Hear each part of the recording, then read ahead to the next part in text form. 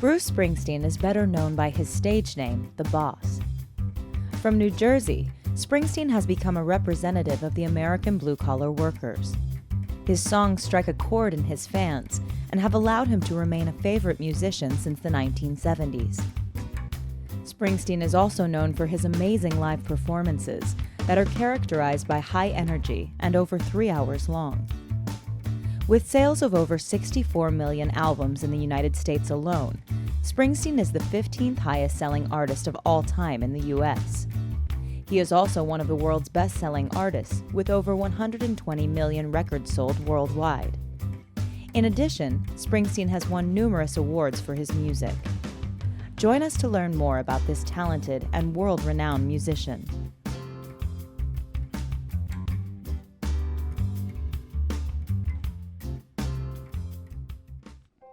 Born Bruce Frederick Joseph Springsteen on September 23, 1949, in Long Branch, New Jersey, Springsteen was raised in Freehold Borough. He lived on South Street and attended Freehold Borough High School. Springsteen's father was Douglas Frederick Springsteen and was Dutch and Irish. Springsteen in Dutch means jumping stone. His father worked as a bus driver, among other jobs, although Springsteen says he was mostly unemployed, and his mother was the primary moneymaker in the household. First of all, you're in Homedale years ago. Would it have killed you to call a buddy in Middletown? I was 3 miles away, at most, sitting in my house. Already a fan. I could have used the company, let me tell you. Would it have killed you to just reach out to a brother and say, we're having trouble with some of these tracks, come on over, we need your wisdom? Or was that just too much for you? Like I said, I could have used the company because I was sitting there suffering by myself most nights, you know. And I'd gotten into this sort of vampire-like sleeping schedule of going to bed around 8 in the morning or 7 in the morning and sleeping till 4 and then writing all night, you know. And this went on for at least an entire winter, and until I suffered from severe light deprivation and tried to switch it around a little. But it was a long, lonely vigil. In 1977. Somebody said all he had to wear was that white T-shirt, and I said, that's no T-shirt. Back then, those were called undershirts. Life looked rough in that house. It looked like a little bit of a prison camp. And what are your memories of the place? Just shag carpeting and bad food and Well, it was always bad food, but the place, it was actually it was a beautiful house that I lucked into. For like, I was on 165 acres and I paid like $700 a month rent. And so I sort of lucked into this fabulous farm, you know, and it's all, I believe it's all McMansions now. Subdivided, yeah. But the house itself was this big, roomy sort of farmhouse, and it was big enough to set the band up entirely in the living room. And, you know, it was a frat house, you know. It was just the guys, and you know, there was serviceable furniture and boxes of cold cereal all over the kitchen and macaroni and cheese for dinner, and but it was it served its purposes, and I spent quite a bit of time. I guess I lived there for several years. And wrote some pretty good songs there. So, Born to Run comes out, cover of Time magazine, causes guys like me to say to people, "Yes, I'm from New Jersey." Becomes a source of great pride. Right. And what were the stakes as you sat down to record Darkness? Well, part of the stakes were that it also caused somebody at the IRS to say, "Who is this guy, and why hasn't he paid any taxes yet?" so that was a problem. People finally, they found out that we existed because we had all been living off the grid in New Jersey for so many years. I simply never met anyone who'd paid taxes. You know, you never flew in airplanes, any of you. We never flew. I don't believe anybody in the band was ever in an airplane until we had our first record deal, you know. and they flew us to Los Angeles, and we were like, you know, kids on a magic carpet. But it was a funny period of time, you know. It was because of the long stretch in between records. It was the 3 years,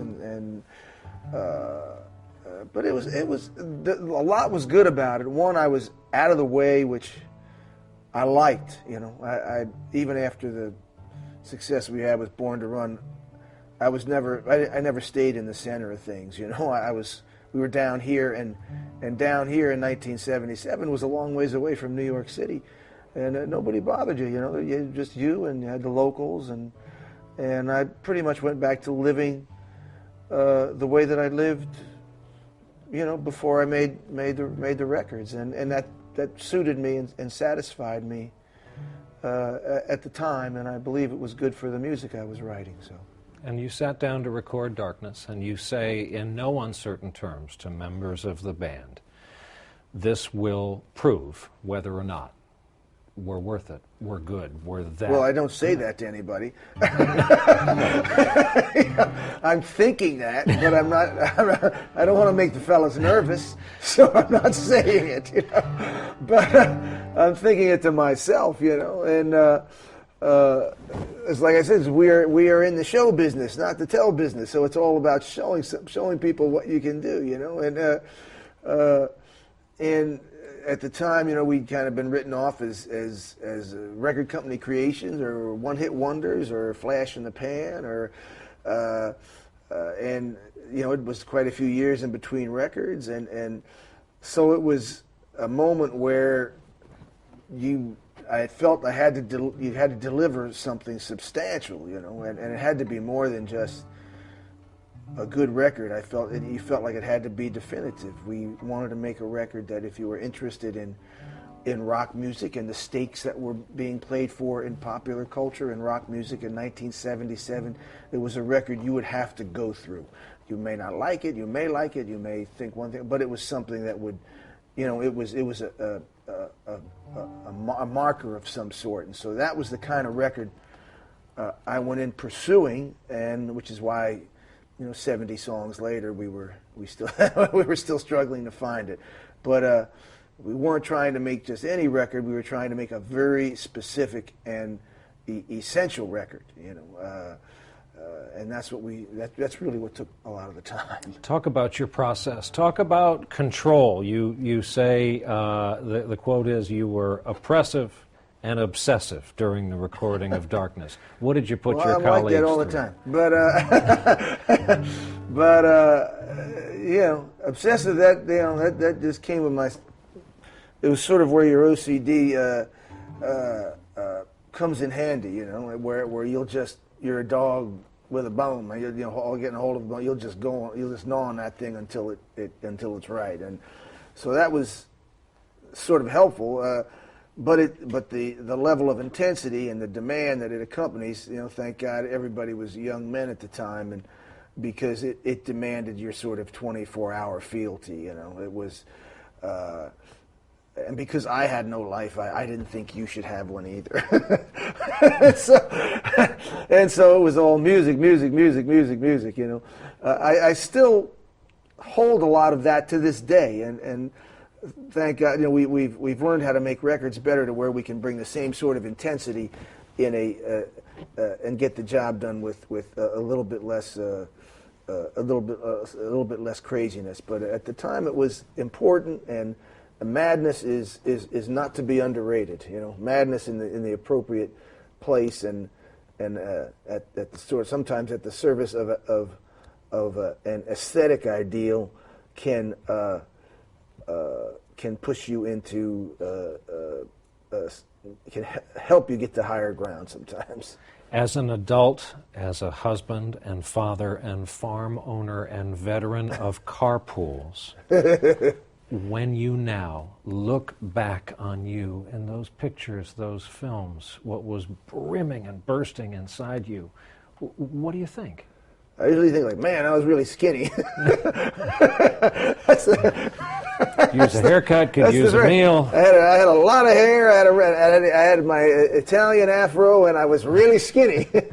You know, so after that, you know, I recognize myself. You know, I'm still, in a lot of ways, creatively, I'm the same creature. You know, I pursue my work with the same sort of intensity and joy. I get the same joy out of it, if not more. And so that the young man is very recognizable to me. You know, you have a much broader life and broader experiences now, which is essential to prevent what would have been, you know, oncoming insanity in a short period of time. But it's not unrecognizable. It's funny, you know. It's funny. It's fun to see the guys and at us at a particular moment when we were involved in this sort of obsessive and act of self-definition and of trying to make something that was great. You know, we just wanted to make a record that was like going to excite you and animate your life and make you and be thought-provoking and make you dream of things and make you recognize yourself and recognize the world around you and want to be a part of it and want to be engaged and active and you know, those are all things that, you know, and you know, that was, the thrill was in creating something that would do that, and it's the same thrill that I have today. You know, those are the goals. You know, I want to get as far in your soul as I can, and I want to shake you and wake you up as intensely as I can, and wake myself up in the same process. So, percentage of your fans who approach you in public to say, "Soundtrack of my life." You get a lot of that, you know, but 80, 90. But, you know, somebody has that saying, you know, whatever you've done, somebody has, you know, if you've made music, somebody has that saying that to them. But it's yeah, I mean, that was the idea. The idea was, you know, you wanted to be, you know, an integral part of people's dreams, you know, of the things that help them get through the day. So that's, I'd say probably, maybe that's the finest compliment people give you, is that, you know, you've been a part of my life. Really, that was what we were shooting for, and so you always like to hear that. You know, you always like to hear it. And, you know, I listened to the new Arcade Fire. There's many a tip of the hat to Bruce Springsteen and his music, and that's one of easily a dozen pieces of work on the market right now where the artists have said outwardly or through their work, this is because of, this is a tribute to, this is thanks to Bruce Springsteen, which must be its own category of thanks. Yeah, it's nice. You know, you always want to hand it on to younger guys or whoever's coming along. You know, that's I think part of what you know. I was influenced by so many great musicians that meant such a great deal to me, and who's, you know, who I can never really repay. You know, music is.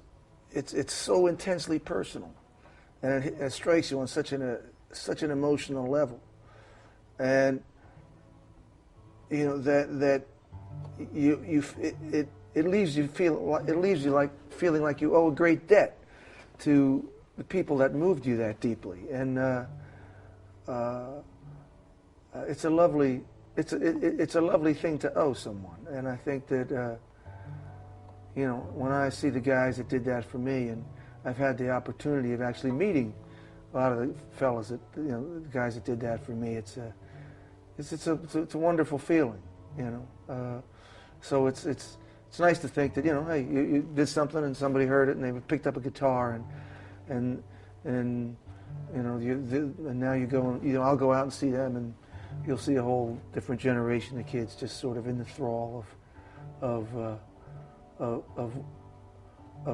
what was so ecstatic and transcendent for me, and I get to see my kids experience it through their own heroes, and you know, you just want to hand it on, you know, and so that's always a treat. What about your country? You know, think of the world as it was in '77. Carter was president, installing solar panels on the White House roof. Yesterday, after Reagan took them off, President Obama announced, guess what? We're going to put solar panels on the White House roof. And we've come full circle. But, you know, the polls, our own poll, 56% of adult Americans don't think their kids are going to have it as good as they did. That's a soul-crushing stat. 70% of Americans are pessimistic about the future of the country. This is, in many ways, since we do have a soundtrack for life, this is Bruce Springsteen's America. This is your America, too. And what do you think of what's become of it? It's very difficult right now. I think that you know, the economy has shifted. Well, I guess we've sort of gone from running this American business into running this American casino.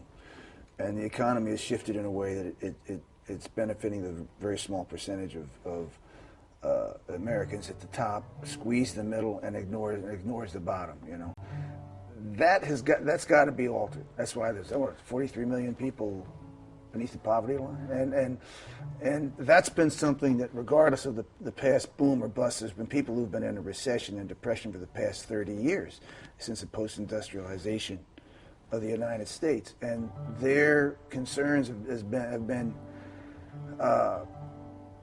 you know, fundamentally ignored, and I think that issue, and it's tough. It's tough. I understand. Hey, I sympathize with President Obama in many ways. He's in a very tough seat. President comes in, you have 4 or 8 years to make your mark, to try to manage these huge forces that are constantly at play. You got your financial institutions, your corporations, your military. They're always president. You know, they're always in play, and it's a very, very difficult moment, and you know, I think that when the economy moved away from serving, hey, your everyday guy that's out there working at his job, your small businessman, and turned into really a gambling house, that it spelled doom. You know, it spelled doom, and I think it spelled doom for a lot of people's expectations and a lot of people's hopes to get whatever small piece of the American dream they can get. That's got to be fundamentally altered. That's got to turn around somehow, and it's a very, very difficult climate to do that in. There's the level of noise and speech coming out of,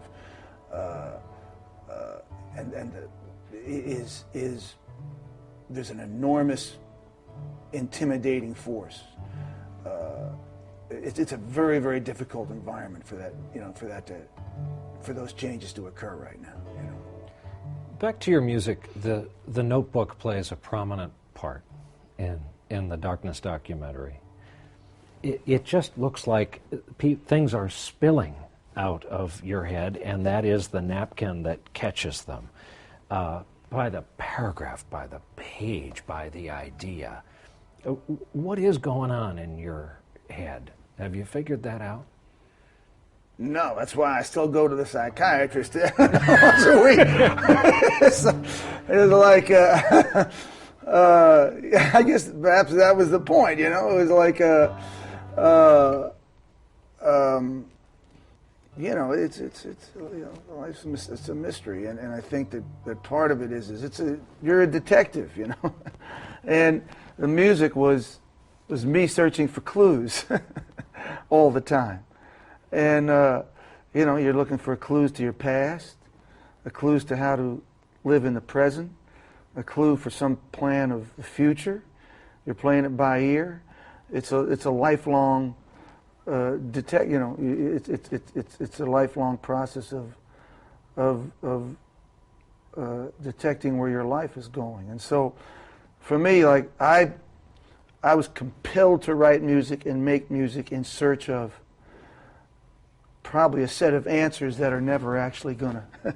I realize they're never going to actually appear, but the work itself, you know, has delivered to me a certain level of reasonable sanity and purpose that you know, helps me get through the day, you know. So the Notebook is sort of if you go into the Notebooks, is just careening, you know. There's a lot of bad words, bad lyrics, bad ideas, purple prose, florid writing, and a lot of embarrassing, all the things that got thrown out or in the notebooks, you know. Sometimes there's something good, you know.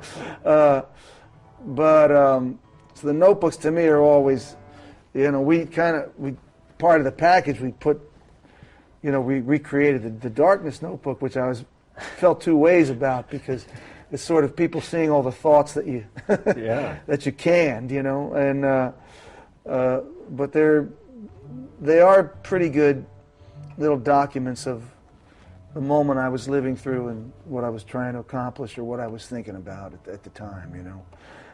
Hopefully, I go back. Generally, I did pretty good. I picked the best stuff, and most of the time I left out the things that were completely horrible, but I suppose not always, you know. How many parts romantic are you and how many parts realist? I sit in this room.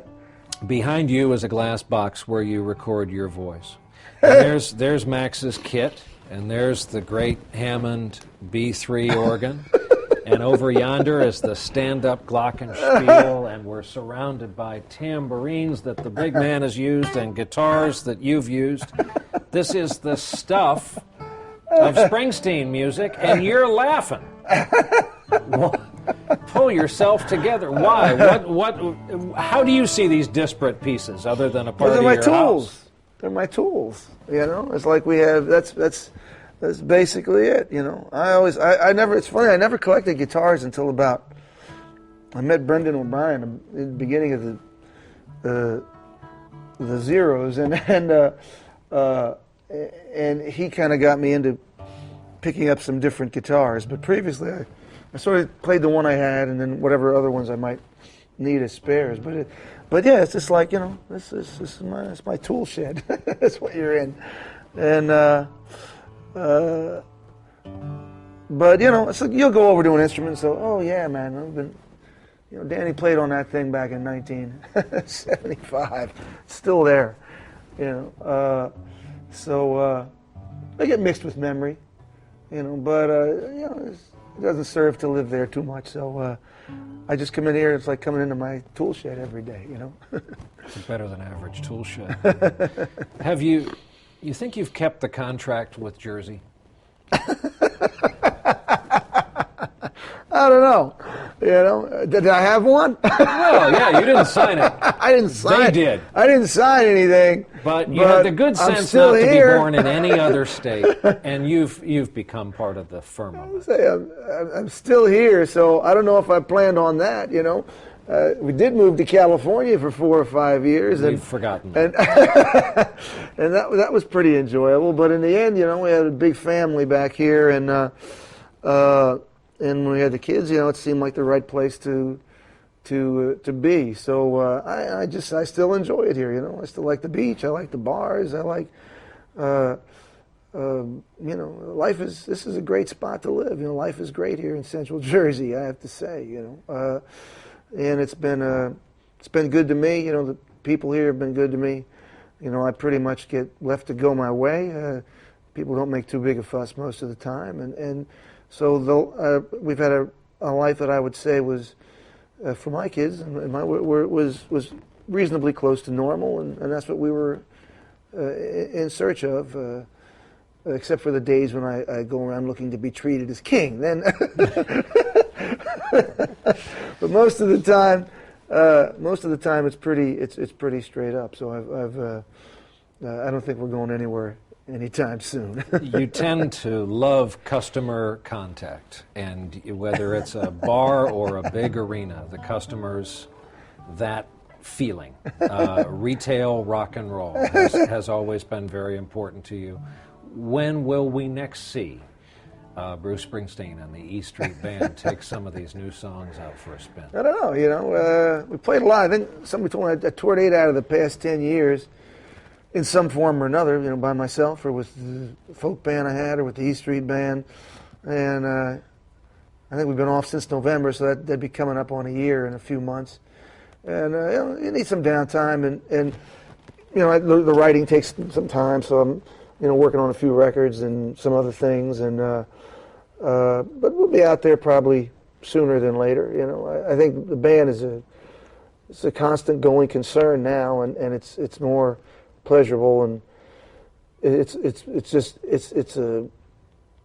what's a wonderful thing to have in your life. You know, I don't see any time in the future when we would, you know, it's like it's when we wouldn't be out there playing. You know, I think, you know, we'll have periods of downtime like we've always had in the past, but I'm looking forward to playing and continuing my adventure with my friends, and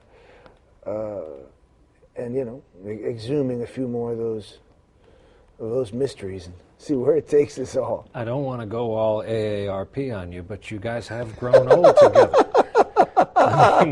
You're talking to the AARP cover boy here, my man. All right, easy. I was on the cover.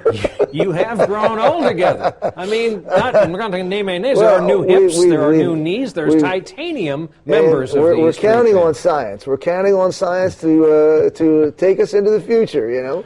But you know, it's a funny thing. I guess if you do it right,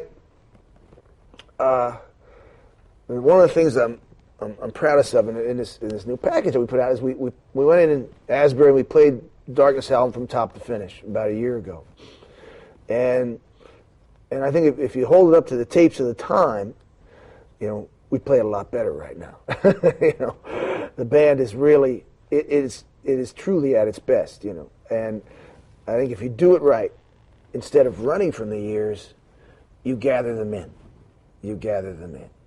And the songs gather them in, and you know, the evening gathers them in, and something wonderful happens. You know, something really, really wonderful. And I think that's our MO right now. You know, we're looking to give me those years. You know, gather those years in. Take all the time. We want to gather all the time we can, and it fills the music. If the music was sturdy, written well, it fills it in a way that brings extra vitality, extra meaning, extra purpose, extra life, extra import, even extra nowness to what you're putting out at night. And so, you know, the time we got ahead, which is something where it should get better. It should get better. It's gotten better so far. I mean, the band played so good on the last tour. I always tell young kids if they come in, I say, look, you know, your daddy has nothing on you, and your big brother's got nothing on you. If you see the E Street Band tonight, you've seen the best E Street Band there is, you know. And you can go home, you know, with that in your hat, you know. And so just going to try to keep that rolling, you know. That's what we do. And in the old days in the Pony, you would take shouted requests from the crowd like any good, decent bar band does. And so on this tour, the Sea of Signs, you said to the crowd, bring it. We are a big, well-oiled rock and roll band, and I'm going to show you that we are agile, and we will play anything you throw up here. And you did. My God, you played songs you guys hadn't played as a group. Yeah, it was nice. It was a moment of the night where you turned the show over to the crowd, and the band calls on its collective memory, you know, from even things that, even over the past 35, we haven't played together, just things that we had remembered playing individually in clubs or something. So it was a nice part of the show, and it sort of let each audience put its stamp on their evening, you know. It was, and it tested our skills as our claim to, you know, greatest bar band in New Jersey, at least. So, so take one last victory lap. At the beginning of the documentary, you're not scared. You're under a lot of pressure for a young man. This is a, you don't say it, but it's a make or break album. This decides what kind of artist you'll be seen as. It won't change your core, your character, but it turned out okay, didn't it? Well, yeah, I mean, you were scared. I think you were, you know, you really didn't know what your potential was. You know, you were scared you weren't going to be good enough, you know. I think that, you know, I'd received quite a bit of attention at the time, and more maybe than I ever thought I might have, you know. And I think you were nervous about just, just whether you'd be good enough, because we wanted very badly to be good. I think I say in the documentary, it was more than rich or famous or happy. We wanted to be great, and that's what motivates us still on a nightly basis. We come out, hey, look, it's great that the big crowds are there. The money's great. We're not handing any of it back, at this late date. But the thing that moves a band on any given night is we just want to come out and be great. We want to be great for that audience and for ourselves. We've got something at stake. There's something very real at stake that night. Something we've built a long time. The good name of our band. What we can do for our fans and ourselves, and that's still on any given evening when the lights go down. You have an opportunity to pull magic out of the air, and I look into the faces that I do it for every night. I look straight at you, and I see you looking straight back. So we always want to be at our best. Springsteen played with a trio in the late 60s known as Earth. The group played clubs in New Jersey. It was during this period of time that Springsteen became known as the Boss. He took on the task of collecting the money owed to the band at the night and would then distribute it among the members. Apparently, he is not fond of the nickname, as he does not like bosses, but since it has stuck, he deals with it. In 1972, Springsteen signed a record deal with Columbia Records with the help of John Hammond, who had signed Bob Dylan a decade earlier. When he began recording, Springsteen brought many of his New Jersey colleagues into the studio with him. This formed the E Street Band in spite of the fact that it would not be called by this name for several years. Springsteen released his debut album called Greetings from Asbury Park, New Jersey, in January 1973. Although sales were slow, the record established Springsteen as a critical favorite. Stephen, when did you first meet Bruce? Well, that goes back a long way. Around 65 or so. You were a New Jersey boy as well, eh? Yeah. I was born in Boston, but I grew up in New Jersey, yeah. So how did the two of you meet? Oh, we had local bands. He was at a freehold, which was a bit further west, and I was closer to the ocean. And there was a bit of a circuit that everybody played, and you'd run into each other. And then we started running into each other in New York, which was odd at the time. You used to come into Greenwich Village, didn't you? Yeah, on the weekends. What, to see musicians? Or? Yeah, because New York was usually about a year or so ahead of New Jersey. And so we'd come in and steal what we could and go back and look brilliant. When we met, this girl introduced me to him, who was a singer in the band I was in. And actually she said, come on, he's playing down the street and we can go down here and meet him tonight. And so I went down there, a place called the Student Prince. Is this in Asbury Park? In Asbury Park, yeah. It's no longer there. But I opened the door and the wind blew the door down the street. It's a fact. He came in the club and he just walked up to the stage and he said, can I play? I said, sure, nobody was going to tell him no. And he got up on stage and just knocked us out. I get the thrill right now thinking about it. I feel it inside me. That first night, the magic of that moment. And when I saw this guy, I knew that there was something special about him. I knew that he had what it takes, quote. And it was what I was looking for, I was with our old drummer, Vinny Lopez, and we were sort of we thought we were pretty hot in those days. We'd sort of go check out all the new talent in the area. We heard about this fellow, and we went to check him out.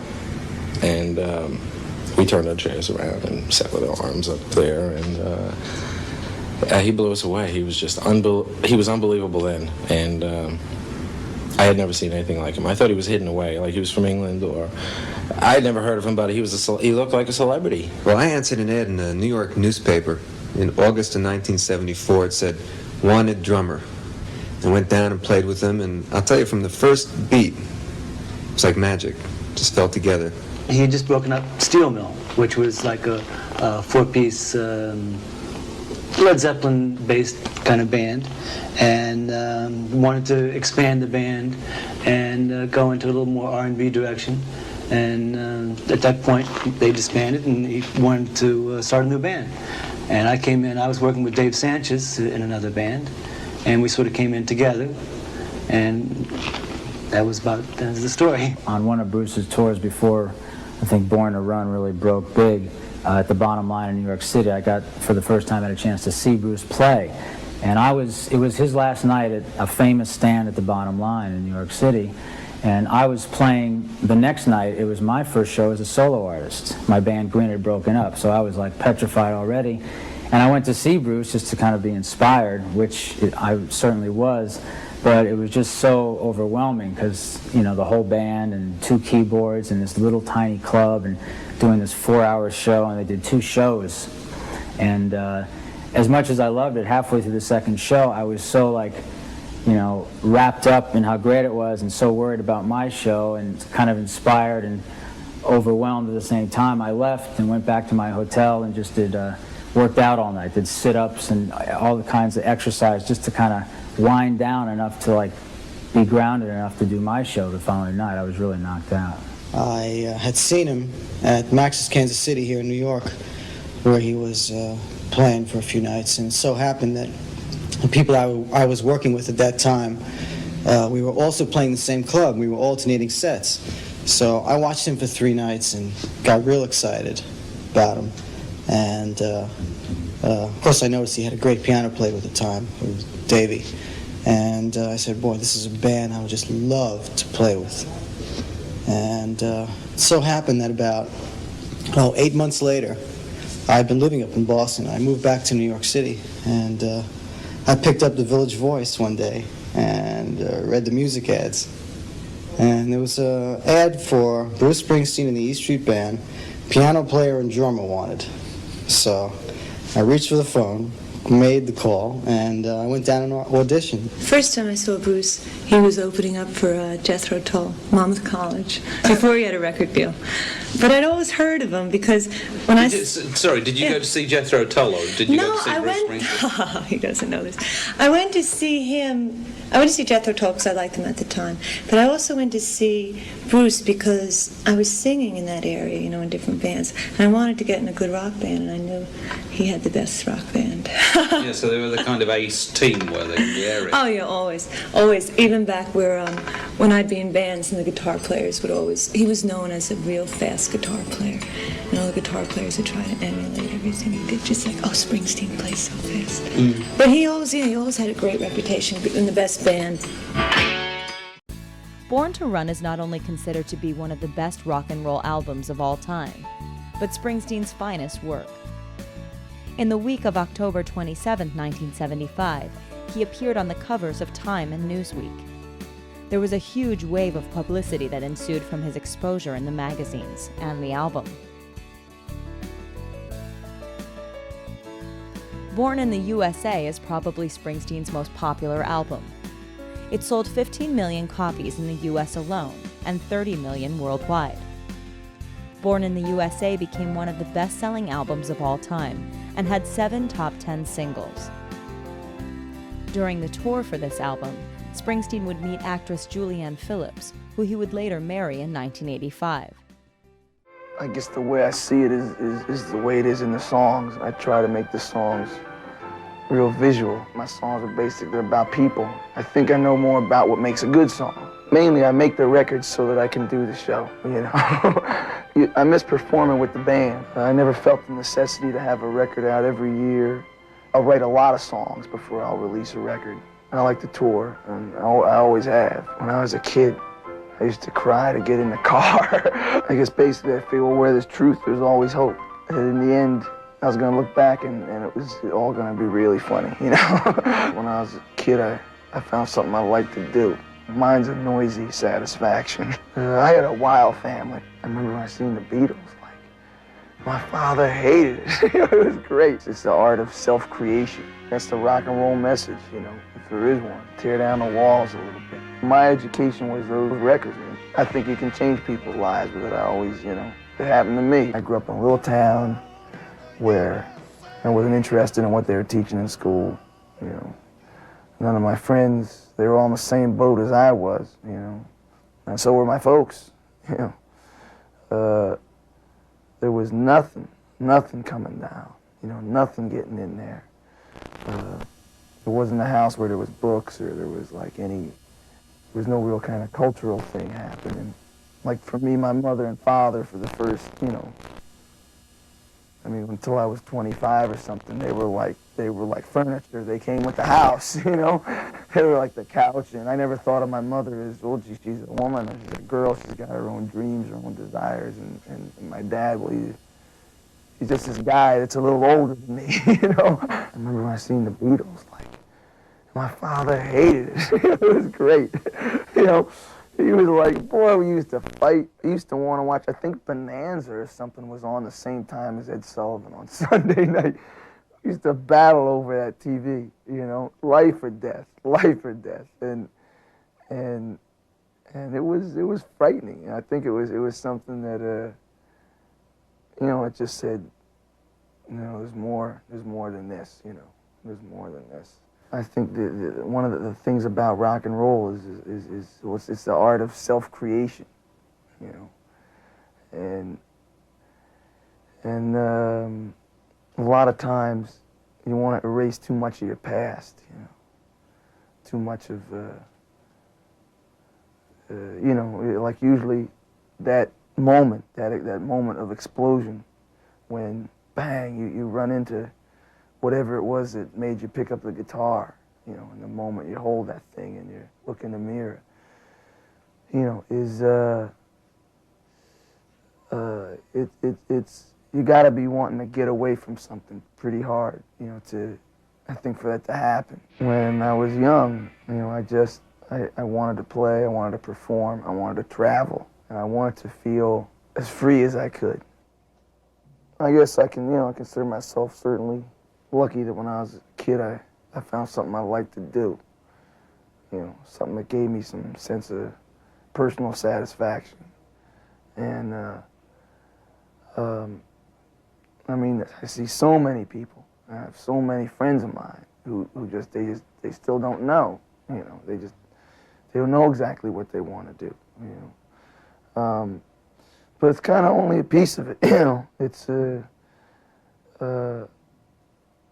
I mean, sometimes I'll be laying in bed and I'll be thinking that it's amazing. I can't believe it. You know, when I was 14 or 15, I thought about doing this, and somehow I did it. You know, somehow I got there. You know, and all the things that had to go right, and just, you know, a certain amount of luck. We worked real hard. You know, you know, since we started, but you never, I don't know, I guess that's a part of it that I feel a certain satisfaction about, but there's a lot of other people in the boat, you know. You're never in the boat by yourself, you know. What I do is fun, and it's brought me a lot of satisfaction, but there's there's a lot of other people that just go about their lives in different ways, and you know, they don't get interviewed or they don't get a big fuss made over them. But I don't think that what I do is just noisier, you know. I never felt the necessity to have a record out every year or every 6 months, or you know, I didn't think that was what it was about exactly, you know. I guess the bad thing about it is that you feel like you're like a friend that goes away and doesn't write, you know, doesn't write back. And I can remember when I was like 15 or 16, like, I was kind of waiting for that next release of the Rolling Stones or you know, so, but mainly I guess I just felt that so many records come out, and and that unless I have something that I feel is worth saying, that it's not, you know, it's generally. I don't want to have not just to have something on the shelves or to, you know, or to just have something in the store. That's not why I kind of started to do it in the first place. I'll write a lot of songs before I'll release a record, you know. But it's something that I actually want to. It's one of the main things I want to change about the way that we've kind of operated. I'd like to get more records out, and I'd like to get more different kind of records out. You know, I try to make the songs real visual, like movies, or real cinematic. You know, Nebraska songs were like that. Some of my best songs were like that. Some people thought that Nebraska, you know, either hopeless or just about despair. I guess my feeling about it was that when I wrote it, I felt it was true. I felt it really.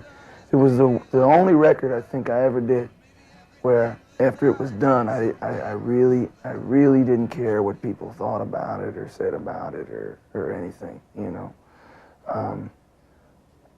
And I just felt that it was right. It rang true.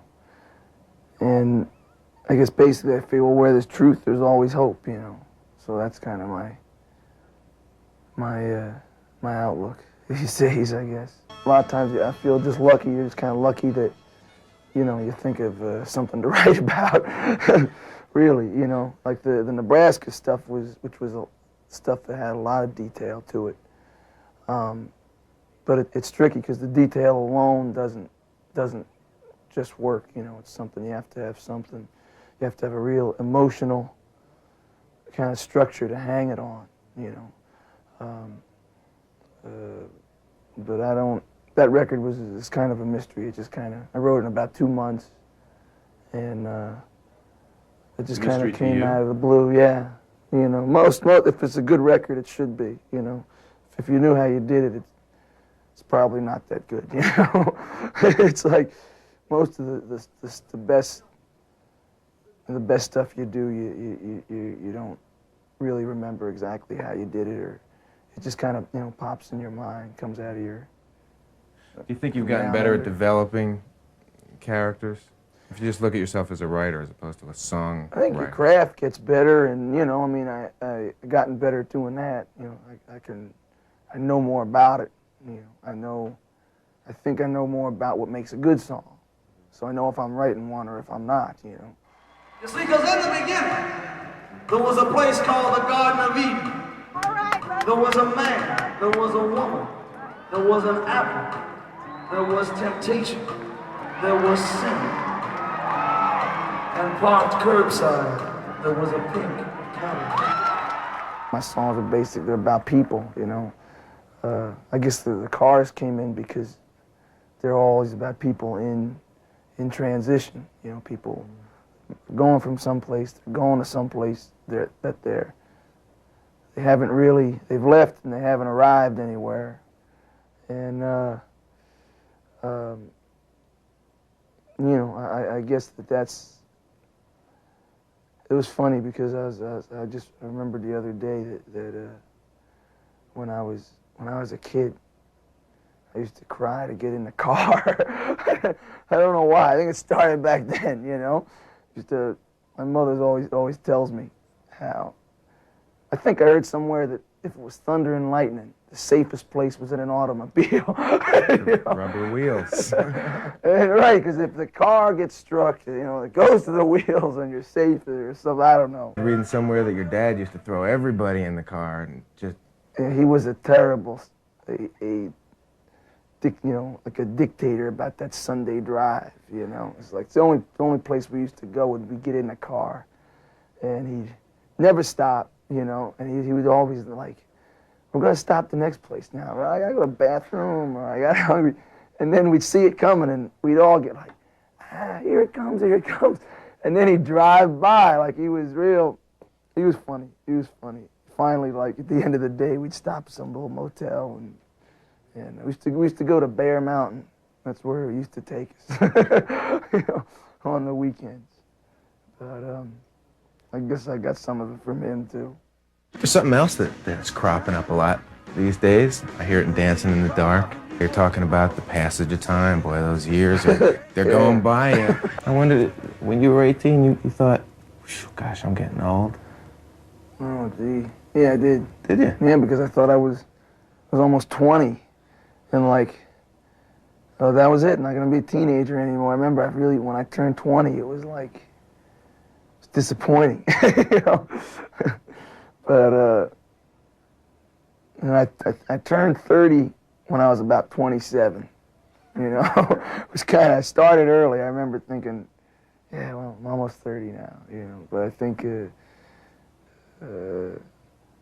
I haven't really thought about it that much anymore.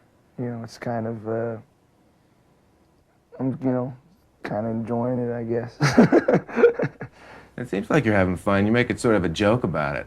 Well, you know, it's like, it's right now, you know, the band's great. Everybody's feeling great. I feel like the best I ever felt on stage, you know, and, you know, there's just no. I don't think that's as big a deal as it once was, if it ever was that big a deal. It's usually just what you're doing, what you got inside you, you know. In the end, you know. I guess I kind of wanted to sing about it in the songs just because it was kind of happening, you know. And I was always kind of concerned with singing about somebody that was, well, just my age, you know. I wanted to like kind of stay current with myself, you know, and, you know, I said, well, all right, when I'm 40, I can sing this song and laugh, you know, or something. So I started in Rosalita, you know, it's funny, I was looking back then already, and I was only 24 then, you know. As the years progress and you look back on your library of songs, are there songs that grow up with you, or that change, or mature? Well, most of them. The funny thing is, most of the songs hang in there pretty good. You know, I still feel like a part of all of them. You know, like tonight we did "Spirit in the Night." You know, I haven't done that thing in I don't know how long. You know, and that was fun. You know, I always go back and there's always some lines in it that I look back, and especially on my first record where I was kind of writing anything that came into my mind. That was my style. You know, it was, I would write on the bus, and I would write on the subway, and I would just look out the window, and it was a real kind of stream of consciousness.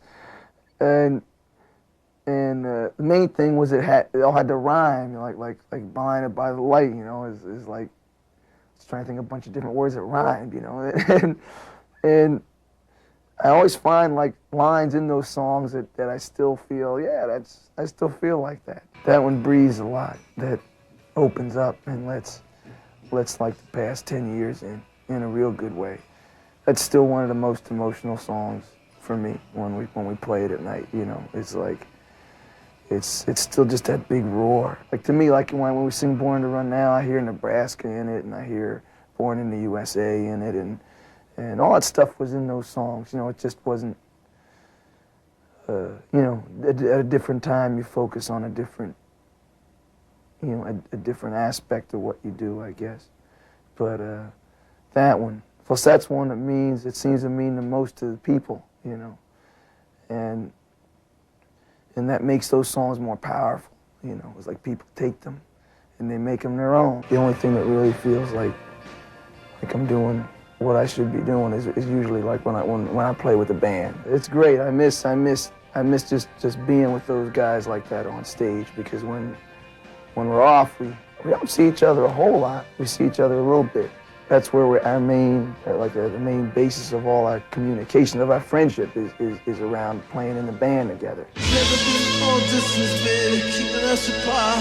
There's an ocean, there's a desert, there's a whole life through my heart. Steven is no longer with the band. What happened there? You know, he had all these songs that were great songs. I thought his record was. The record that he made, The Voice of America, was one of the best. It was one of the best records I ever heard. Yeah. And he just was at that place where it was like it was time, you know, I think for him to do, you know, just have his own band, you know. And we've been friends since we were real young, 15, 16, you know. And I met him at the Old Blue Club in Middletown. And we just kind of hit it off. We used to go to New York and used to go up to this Cafe Wa in Greenwich Village on the weekends, and you know, they had those matinee shows. We just did all that stuff together, you know. Then we'd come home and you know, try to get the sounds the guys would get on our guitars. We'd both go down in the basement and you know, turn, you know, how did he do that? He'd turn the amp up as loud as we could. He was always a lot of laughs, you know. We'd always get together and go to the movies, and, you know, we just got along real good. And, you know, but I'm glad he's doing what he's doing, because I think he's got something real important to say. I think he's saying it, you know, just real tremendously. I've known Nils for actually quite a while. I met him about 10 years ago. You know, when we knew that Steven wasn't going to be doing the tour, he was just kind of somebody, like, was one of the first people I thought about, you know. And we didn't audition anybody or anything, you know. He just kind of came up, and, you know, he stayed at my house, and we just talked. And his feeling about the music and rock and roll is like, I think, our feeling, the rest of the bands, you know.